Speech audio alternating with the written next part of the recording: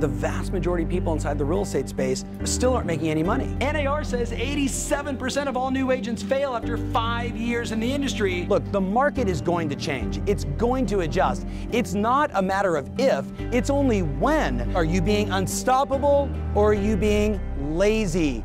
And now I think you're beginning to realize with where the market's gonna go for the next 3 to 4 years, that there's never been a greater time than right now to make 10 times the income. And just working with Tom Ferry catapulted my business from 38 transactions to 67 transactions. And then last year I just closed at 52, like one a week. I couldn't believe it. So all the chaos, all the struggle, how we deal with that deck of cards is up to us. That's also one of those choices we have to make. I had literally $350 in my pocket that December.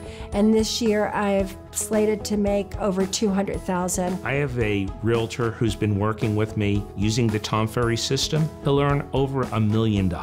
When your behaviors match your goals, you always win. Bring more value to the market, serve more customers, destroy this fear of growth, and make the kind of money that you deserve.